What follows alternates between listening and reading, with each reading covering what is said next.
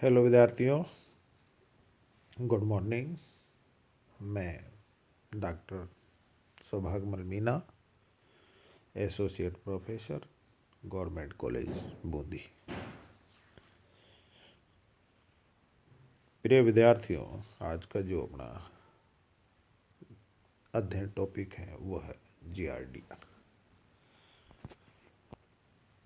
Giardia भी एक protozoan समूह का सदस्य है, जिसकी अपन बात करते हैं तो सिस्टेमेटिक पोजीशन की बात करें तो जियार्डिया फाइलम प्रोटोजोआ में रखा गया है। इसकी जो क्लास है वो है फ्लैजिलेटा। इसका ऑर्डर है वो है डिप्लोमोंडिया। जीनस की बात करते हैं तो जियार्डिया, और स्पीशीज की बात करते हैं तो इंटेस्टाइनली।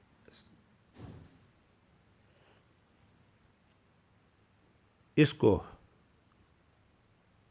सामान्यतः आत्र का ऋषि अर्थात grand old man of intestine कहा जाता है। यह मनुष्य का पहला परजीवी है।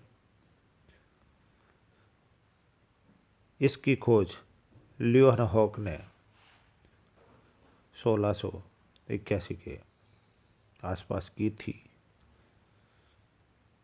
मनुष्य में सैलानी रोग यानी रूस में पदयात्रियों का अतिसार, अमेरिका में इसके लिए सुरक्षित जो पोषक होता है जिसमें ये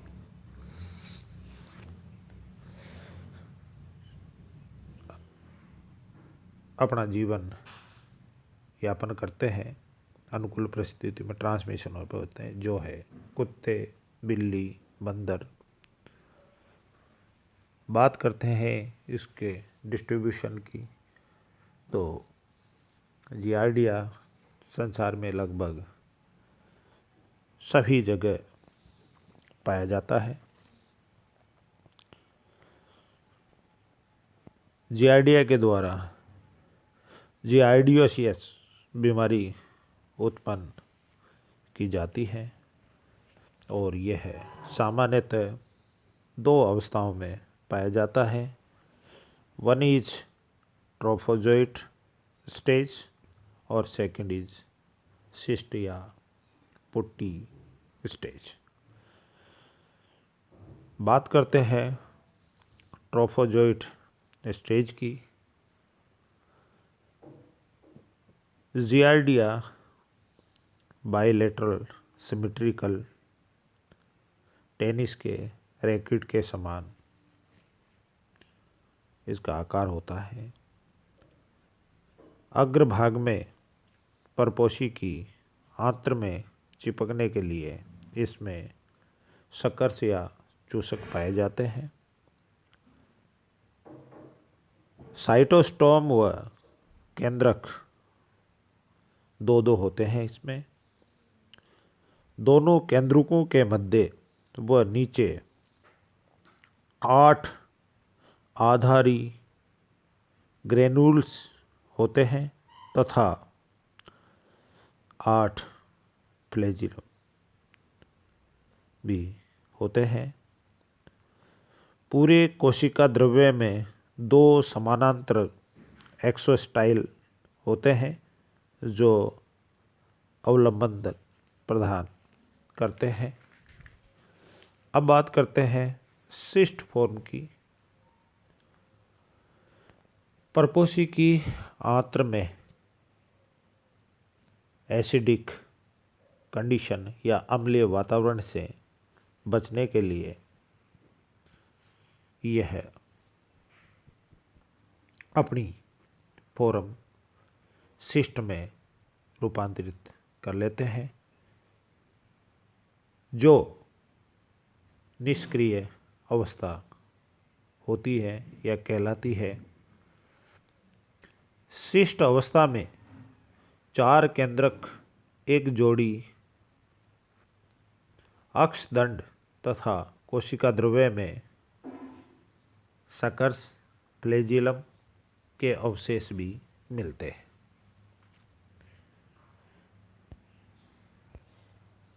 अब बात करते हैं जनन की। तो जियार्डिया में जो जनन होता है वह असेक्सुअल, द्विखंडन या कभी कभी बहुविखंडन द्वारा जनन प्रक्रिया संपादित होती है। मैच्योर सिस्ट चतुष्केंद्री की होती है। जियार्डिया होस्ट के बाहर कभी भी ट्रोफोजोइट अवस्था में नहीं मिलता। प्रतिकूल परिस्थितियों का सामना करने के लिए इनमें सिस्ट या इनसिस्टमेट फॉर्म का निर्माण कर लेते हैं।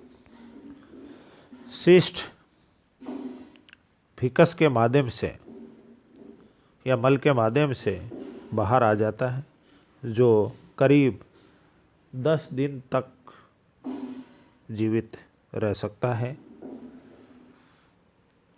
प्रदूषित जल व भोजन के माध्यम से ये मनुष्य के शरीर में पुनः पहुंचकर संक्रमित करते हैं। अब बात करते हैं रोग जनकता की। जियार्डिया मनुष्य की आंतों में चूसक डिस्कों द्वारा चिपक कर भोजन क्रिया को प्रभावित करता है। इसके प्रभाव से वसा का अवशोषण नहीं होने के कारण रोगी में दस्त या डायरिया हो जाता है। इनके प्रभाव से रोगी को बुखार, एनीमिया व एलर्जी जैसी घटनाएं भी देखी जा सकती है। वसा के अवशोषण न होने के कारण वसा घुलित विटामिन ए, डी, ई, के अर्थात vitamin A, vitamin D, vitamin E एवं विटामिन के की कमी से अन्य रोग भी होने की पूरी संभावना रहती है। कभी कभी दस्त वाले यानी जो होते हैं इनके दस्त वो पीले एवं मवाद जैसे हो जाते हैं। अब बात करते हैं उपचार की। तो जियार्डिया का जो उपचार है उसके लिए क्लोरोक्विन मलेरिया जो दवा होती है वो भी काफ़ी कारगर या लाभदायक साबित हुई है। मेट्रोनिडेल अर्थात मेट्रोनिडेजोल के यौगिक भी इसके लिए उपयोगी साबित होते हैं। एंटी-अमीबिन, बायोमेबिक, डेमिजिल आदि बाजार में औषधियाँ उपलब्ध हैं जो इनके उपाय के लिए कारगर है। फेनक्योन, टिनिडेजोल यौगिक इसके इलाज में काम में लेते हैं। एटेब्रिन व एक्रिनील दवा भी इसके लिए काफ़ी उपयुक्त साबित हुई है, इसको भी काम में लिया जाता है। अब बात करते हैं सावधानियाँ की, तो इस एंटोमीबा को फैलने से रोकने के लिए हमें भोजन व पीने की जो सामग्री होती है, जिसको मलहंस से दूर रखना चाहिए, अर्थात खाने से पूर्व और शौच करने के बाद हाथों को पानी से अच्छी तरह से धोना चाहिए।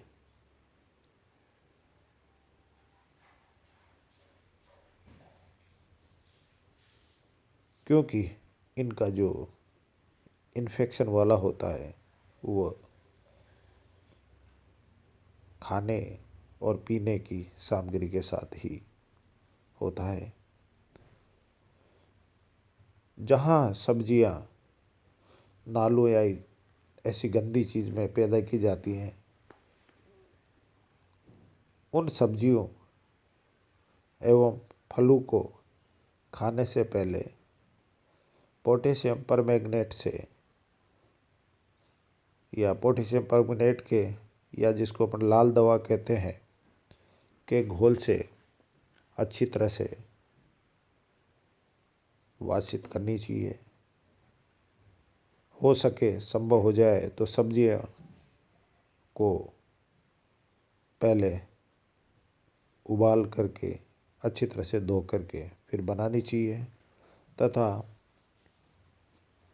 फलों को कुछ समय के लिए लाल दवा के घोल में रखते हैं और उसके बाद में धो करके काम में लेना चाहिए। मलमूत्र